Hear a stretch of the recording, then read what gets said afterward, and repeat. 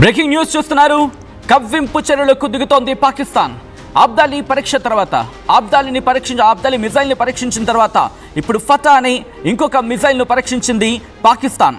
తన దగ్గర ఉన్న మిజైల్స్ని పరీక్షించుకోవడానికి సరిపోతే ఒకవేళ భారత్ని ఎదుర్కోవాలంటే కనుక భారత్తో కవ్వింపు చర్యలకు దిగాలంటేనే మీ దగ్గర సత్తువైపోతే ఒకవేళ ఆ కవ్వింపు చర్యలో భాగంగా మీరు ఒక అడుగు దాటి భారత్లోకి కనుక వస్తే అది యుద్ధానికి దారితీస్తే మీ పరిస్థితి ఏంటో అర్థం చేసుకోండి. ఇప్పటికే మీ ఆర్మీ, మీ నేవీ, అలాగే మీ ఎయిర్ ఫోర్స్ ఇప్పటికే చెప్పుకొచ్చింది, అరే బాబు నా దగ్గర F-16లు సరిగ్గా లేవరా నాయన, అవి సగం దుకాణం మరి ముఖ్యంగా రిపేర్లోనే ఉన్నాయి. అలాగే సబ్మెరైన్స్కి సంబంధించి అవి కరాచీ పోర్టులో రిపేర్ అవుతున్నాయని చెప్పినా పట్టించుకోలేని ఆ జనరల్ హూస్ దట్ ఆర్మీకి సంబంధించి పాకిస్తాన్ ఆర్మీ ఆసిమ్ మునీర్కి సంబంధించి పట్టించుకోలేదు. నువ్వు ఒక రక్షణ శాఖకు సంబంధించి మరి ముఖ్యంగా డిఫెన్స్కి సంబంధించి మరి ముఖ్యంగా ఆర్మీకి సంబంధించి చీఫ్వి, నీ దేశంలో ఏం జరుగుతుందో నీకు తెలియదు. నీ ఆర్మీని, నీ సెక్యూరిటీ ఫోర్సెస్ అరే ఇండియాతో ఇది పెట్టుకోవడం కరెక్ట్ టైం కాదురా నాయన అని చెప్తూ ఉంటే ఎవరి దన్ను చూసుకొని ఇంతలా పేటరేగిపోతున్నావు, ఇంతలా రెచ్చిపోతున్నావు? ఎవరు వేసిన ఆ కుక్క బిస్కెట్లకు, నేరుగా అడుగుతున్నా, ఎవరు వేసిన ఆ కుక్క బిస్కెట్లకు, ఆ ఎంగిల మెతుకులకు ఆశపడుతున్నావు ఆసిమ్ మునీర్? దేశ ప్రజల ప్రాణాలని బలి తీసుకునే ప్రయత్నం చేస్తున్నావు. అక్టోబర్లో నీ సర్వీస్ అయిపోతుంది. నీ సర్వీస్ను రక్షించుకోవడానికి చేస్తున్న ప్రయత్నంలో భాగంగానే ఇది చూస్తుంది యావత్ పాకిస్తాన్ కూడా. నీకోసం, నీ ఒక్కడి జాబ్ సెక్యూరిటీ, నీ ఒక్కడి కోసం ఇప్పుడు దేశాన్ని ఫలంగా పెట్టావు. నువ్వు భారత్తో పెట్టుకుంటావా? దేశం కోసం ప్రాణాలు అర్పించే జవాన్లు మా వాళ్ళు, దేశం కోసం ప్రాణాలు ఇచ్చేసే వాళ్ళు మా సైనికులు, మా వాళ్ళతో నీకు పోటీయా? నీ ఒక్కడి కోసం దేశాన్ని ఫలంగా పెట్టాలనుకుంటున్నావు. నీ దేశ ఆర్మీ చెబుతోంది, నీ దేశ నేవీ చెబుతోంది, నీ దేశ ఎయిర్ ఫోర్స్ చెబుతోంది మన దగ్గర సరైన లేవురా నాయనా అని చెప్పి. అలాంటిది ఫటా మిజైల్ని ప్రయోగిస్తావా, పరీక్షిస్తావా?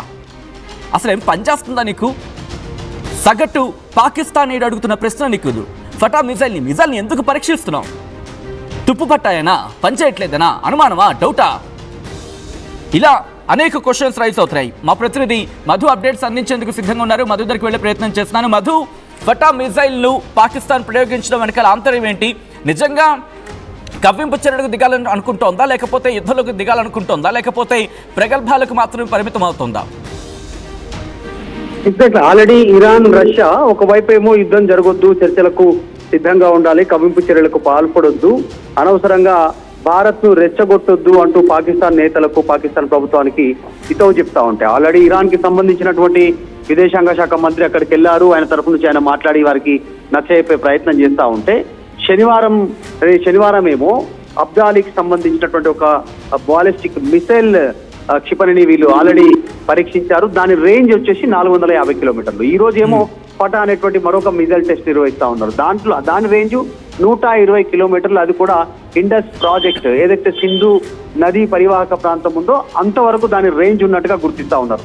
మొన్న శనివారం 450, ఇప్పుడు 120. దీని అంచనా ఏంటి అంటే అక్కడ ఉన్నటువంటి ప్రజలకు విశ్వాసం కల్పించడానికా, నిజంగా లేదంటే యుద్ధానికి కాలు దూతా ఉందా, కయ్యానికి కాలు దూతా ఉందా, పాకిస్తాన్ అర్థం అవ్వట్లేదు. దీనిపైన పెద్ద ఎత్తున చర్చ కొనసాగుతుంది. ప్రపంచ దేశాలు కూడా చాలా నిశ్చితంగా పరిశీలిస్తా ఉన్నాయి జరుగుతున్న పరిణామాలపైన. భారత్ ఎక్కడ కూడా ఒక్క స్టేట్మెంట్ చేయలేదు పాకిస్తాన్ చేస్తున్నటువంటి చర్యల పైన. పాకిస్తాన్ మిజైల్ టెస్ట్ విషయంలో కావచ్చు, అణు బాంబులను ప్రయోగిస్తామనేటువంటి స్టేట్మెంట్ విషయంలో ఇంతవరకు భారత్ రెస్పాండ్ కాలేదు. గమనిస్తా ఉన్నారు వారు చేస్తున్నటువంటి అన్ని చర్యలు. ఇక్కడ ప్రభుత్వానికి సంబంధించి ఎప్పటికప్పుడు ఇన్ఫర్మేషన్ ఇస్తున్నారు, కానీ ఇంతవరకు అయితే ఎలాంటి స్టేట్మెంట్ చేయలేదు భారత్ నుంచి. గమనిస్తూ ఉన్నటువంటి సిచ్యువేషన్ కనిపిస్తుంది. నిజంగా కావాలని రెచ్చగొట్టే ప్రయత్నాలు చేస్తున్నట్టుగా, అంటే ప్రొవోకోటి కావాలని మనల్ని రెచ్చగొట్టే ప్రయత్నం చేస్తున్నట్టుగా చాలా స్పష్టంగా కనిపిస్తా ఉంది. అంటే ఇక్కడ పాకిస్తాన్కి సంబంధించి, ఎందుకంటే గతంలో కొద్ది రోజుల క్రితం చూసాం ఒక సర్ఫేస్ టు సర్ఫేస్ మిసైల్ని ప్రయోగించింది, అబ్దాలీ అనే మిసైల్ని. ఈరోజు మళ్ళీ ఈ ఫటానా మిసైల్ని ఎందుకు పరీక్షిస్తోంది అనేది ఇక్కడ మొట్టమొదటి రైజ్ అయ్యే ప్రశ్న. ఎందుకంటే ఇప్పుడు నా దగ్గర సపోజ్ నా మిషనరీ చాలా తక్కువ ఉంది, కొద్ది రోజులు మాత్రమే పనిచేస్తుంది అనుకున్నప్పుడు వాటిని నేను కాపాడుకునే ప్రయత్నం చేస్తాను. ఎప్పుడైనా శత్రువు వస్తే వాటిని వదిలే ప్రయత్నం చేస్తాను, కానీ వాటిని ముందే పరీక్ష పేరుతో వాటిని వృధా చేసుకునే ప్రయత్నం అయితే నేను చేయను. ఇది కామన్గా ఎవరైనా చేసేది. కానీ ఎందుకు పాకిస్తాన్ ఈ యుద్ధ విన్యాసాల పేరుతో ఉన్నవాటిని కూడా ఖాళీ చేసుకునే ప్రయత్నం, అదే ఉన్నవాటిని కూడా దుర్వినియోగం చేసుకునే ప్రయత్నం ఎందుకు చేస్తోంది? అంటే ఎగ్జాక్ట్లీ నిజంగానే అంటే కావాలని రెచ్చగొట్టాలి. అది ఆల్రెడీ ఒకవైపు ఇరాన్, ఒకవైపు పాకిస్తాన్, రష్యాకు సంబంధించి పాకిస్తాన్ నాయకులతో అక్కడ ఉన్నటువంటి వారితో సమావేశం అవుతా ఉంది.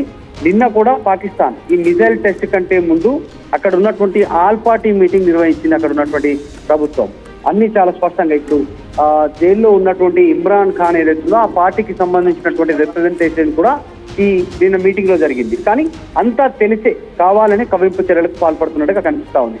వస్తున్నటువంటి అవకాశాలను అంటే ఇటు ఇరాన్, రష్యా ఇంకా ఇతర దేశాలు మీరు వెంటనే యుద్ధానికి సిద్ధం కావద్దు, దూరంగా ఉండాలి, చర్చల ద్వారా దీన్ని పరిష్కరించుకునే ఆలోచన చేయాలని చెప్తా ఉంటే ఈ వీళ్ళేమో ఒకవైపు రెచ్చగొట్టే ప్రయత్నం అయితే చాలా స్పష్టంగా చేస్తున్నట్టుగా కనిపిస్తా ఉంది. భారత్ మాత్రం ఎలాంటి రియాక్షన్ లేదు వారికి సంబంధించినటువంటి చర్యల పైన ఇటు. కానీ కేవలం బోర్డర్ ఏరియాలో ఏదైతే కాల్పులు చేస్తా ఉన్నారో వాటికి సంబంధించి మాత్రమే దీటుగా జవాబిచ్చే ప్రయత్నం చేస్తా ఉన్నారు భారత్ నుంచి. కానీ వీటిపైన మిజైల్ టెస్ట్ల పైన ఇంతవరకు భారత్ రెస్పాండ్ కాలేదు. రైట్, ఒక్కసారి మీరు లైన్లో ఉండే ప్రయత్నం చేయండి. మధు, ఫటా సెకండ్ మిజైల్ కి సంబంధించి పాకిస్తాన్ సెకండ్ మిజైల్ ని ప్రయోగించింది, దాని పేరే ఫటా. देखो पाकिस्तान जो फटा भी तुम यूज करोगी नहीं तो और कुछ भी फट जाएगी. जो भी मिसाइल तुमने व्हाट शुड आई से, जो भी मिसाइल तुमने प्रयोग करने के लिए सोच रहे हो पूरा फट जाएगी बीच में. क्योंकि మన దగ్గర ఏవో ఉన్నాయి, అగ్ని ఉంది, పృథ్వీ ఉంది, దాంతోపాటు ఇవన్నీ పక్కన పెట్టిన బ్రహ్మోస్ ఉంది. బ్రహ్మోస్ని ఎక్కడెక్కడి నుంచి ఉపయోగించవచ్చు, సర్ఫేస్ నుంచి, ల్యాండ్ నుంచి, ఎయిర్ నుంచి. బస్ एक काफ़ी है, एक ही काफ़ी है तुम्हारे लिए. जब हम लोग सोचेंगे कि छोड़ने के लिए, जब हम लोग सोचेंगे कि उसको आपको ऊपर प्रयोग करने के लिए हो जाएगा पाकिस्तान, हम खत्म. ఇప్పుడు పాకిస్తాన్ ఆ దుర్మార్గపు కవ్వింపు చర్యలకు దిగుతోంది నిర్మోహమాటం లేకుండా. ఇటు ప్రపంచం, యావత్ ప్రపంచం నుంచి ఏదో సపోర్ట్ వచ్చేస్తుంది అనుకుంటోంది, ఇటు ఇరాన్ మద్దతు ఇస్తుంది అనుకుంటోంది. అట్ ద సేమ్ టైం తుర్కీకి సంబంధించి అంటే టర్కీ నుంచి అంటే ఆప్తకాల బంధువులు, వాళ్ళు ఎప్పటి నుంచో వాళ్ళ ఆ బంధుత్వం కావచ్చు, లేకపోతే ఆ బాంధవ్యం కావచ్చు, వాళ్ళది చాలా స్ట్రాంగ్గా ఉంది. మిజైల్స్కి సంబంధించి కావచ్చు, ఈ ఎక్విప్మెంట్ విషయంలో కూడా చాలా ఆప్త బంధువు పాకిస్తాన్కి టర్కీ, కాబట్టి ఎక్స్పెక్ట్ చేయొచ్చు. కానీ గుర్తుపెట్టుకో, ఆఖరి నిమిషంలో టర్కీ నీకు ముందు చేయొచ్చిన ఇచ్చేస్తుంది. ఎందుకంటే భారత్ కూడా ఒక సందర్భంలో టర్కీని ఆదుకుంది, కాబట్టి న్యూట్రల్గా ఉండాలని ఆలోచిస్తే కనుక పక్కకు వెళ్ళిపోతుంది. కాబట్టి నీ దగ్గర ఉన్న మిసైల్స్ని ఆపుకునే ప్రయత్నం చెయ్యి. లేదు అనుకుంటే మా దగ్గర ఉన్న పృథ్వీ కావచ్చు, లేకపోతే మా దగ్గర ఉన్న అగ్ని కావచ్చు, మా దగ్గర ఉన్న నాగాస్త్ర కావచ్చు, మా దగ్గర ఆఫ్కోర్స్ నేను చెప్పుకుంటూ పోతే బోల్డ్ ఉన్నాయి. ఒక్కటి చాలు, మా బ్రహ్మోస్ ఒక్కటి చాలు. ఆ బ్రహ్మోస్ వరకు కూడా అవసరం లేదు. నిన్న మొన్న మేము తీసుకొచ్చిన షార్ట్ రేంజ్ మిసైల్స్ సరిపోతాయి.